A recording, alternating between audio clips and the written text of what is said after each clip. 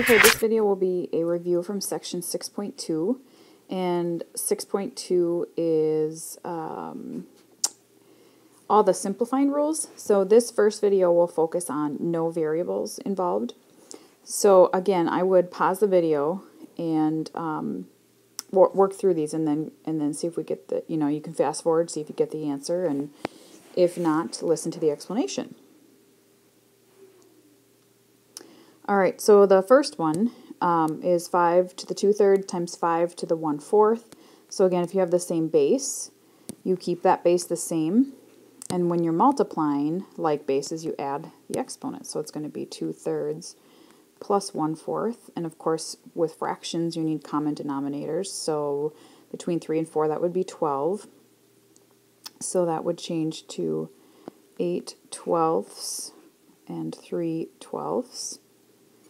And 8 plus 3 is 11. And then last but not least, you should always check, can you take the 12th root of 5? Obviously, and this would be a no calculator question, so clearly you cannot. And that would be your final answer. The second one, you have like bases. You could add the exponents, but this one has a power on a power, so you have to take care of that first, says order of operations. So when you have a power and a power, remember you distribute, so 3 times a half would be 3/2. And then you need, again, you have like bases, so when you have like bases, that stays the same, and multiplying means you add those exponents, and then common denominator would be 6, so 3/2 as a 6 would be 9/2, and 1/6, oops, sorry, not 9/2. 9/6, and 1 plus 9/6 would be 10/6, and you should reduce that, of course. 10/6 would be 5/3. Now, do you know the third root of 8? And yes, you do, and you should be, if you want to, you could write this as the third root of 8 to the 5th. Not that you have to, but that's what it's saying. Okay, so you know the third root of 8 is 2, and 2 to the 5th is 32. So if this were a test question, not only are you simplifying, but then you have to recognize when you get to your final answer that you can actually reduce that. So be real careful and check every numeric answer.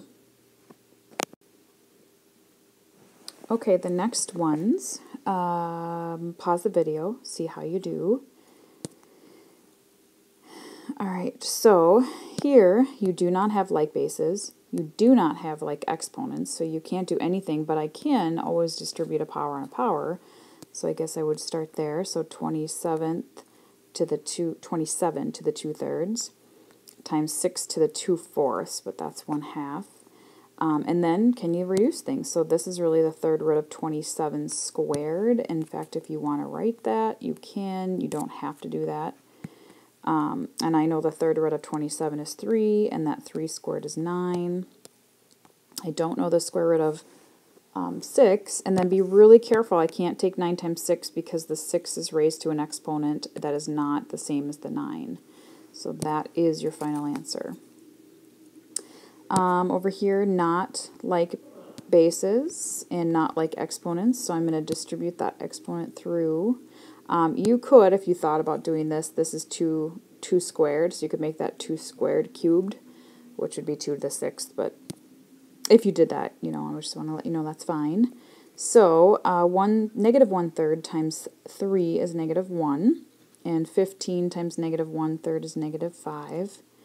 So I will, since I have both negative exponents, I will flip those all, or both, over 1, so it's going to be 4 to the 1st times 2 to the 5th, and 4 to the 1st is 4, 2 to the 5th is 32, and you could do this without a calculator for sure, so 1 over 128.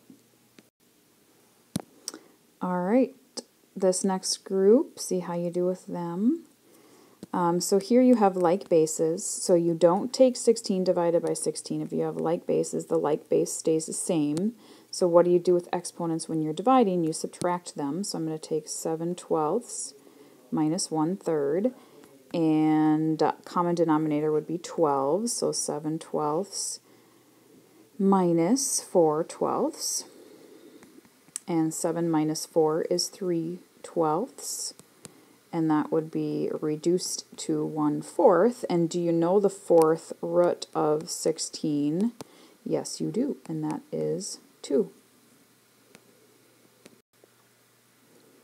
Okay, the next one, you do not have like bases, but you do have like exponents. So you could distribute the third power through first, or because you have the same exponents, you can actually divide the bases. So remember, when you have like bases, you deal with the exponents. When you have like exponents, you deal with the bases. So 18 divided by 9 is really 2 to the 1/4, and that's still cubed. Now again, if you cubed these first, that's fine. This would just be a 3/4. Well, now see, I'm going to get that. So I distribute power on a power, right? Multiply, so 3 times a fourth is 3/4. And that's the same as the fourth root of 2, but without a calculator, I don't know what that is. Or maybe, 2 cubed is 8, so you could write the fourth root of 8, but you certainly don't need to do that. So that's as far as we can take it. Okay, see how you do with all of these radicals. So the first one, you have the same root, third root, third root. So I'm going to multiply those bases together because it's the same root, and 25 times 5 is 125, and I know the cubed root of 125 is 5.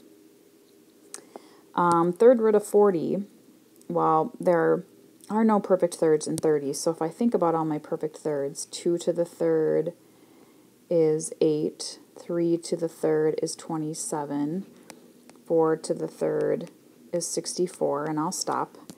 And then I look, do any of these perfect thirds, are they multiples of 40? And obviously 40 is 8 times 5, so I'm going to rewrite this as the third root of 8 times 5. You can also, and well, let me finish my thought. The third root of 8 is 2, so I know that that's really just a 2 third root of 5, which is your answer. If you like to break things down, you could write that as the third root of, when you do 8 times 5, 8 is 2 times 2 times 2 times 5, and I know some of you do that, and then you see that there are a group of 3 2's, so you bring that out, and then the third root of 5 you can't, and that's totally fine, so whatever you prefer. The last one, you have both the fifth roots, so you can multiply 16 times 6. You can multiply that out,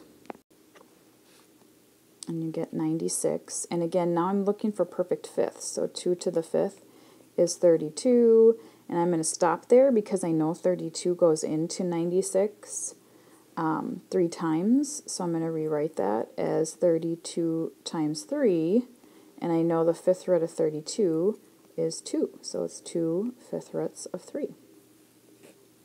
If you prefer to break things down, you could break that down to the fifth root of 16 is 2 times 2 times 2 times 2, and 6 is 2 times 3, and then you see that there are 5 2's, so those 5 2's cancel out and bring it out, and then you've got the fifth root of 3.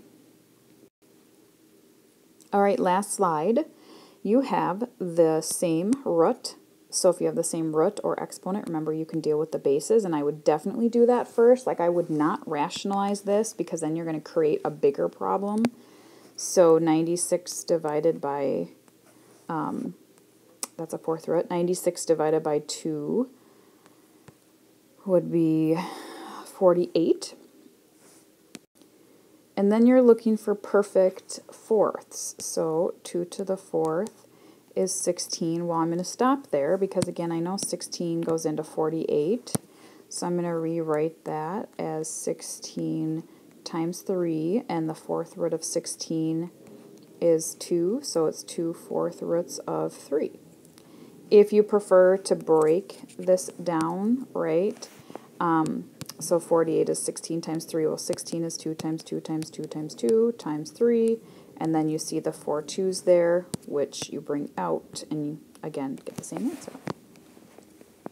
Okay, the last one then, you're adding. Remember when you add, you have to have the same radical or exponent and the same base. So these two I could add because they're both fourth roots as long as the bases are the same, which they are not.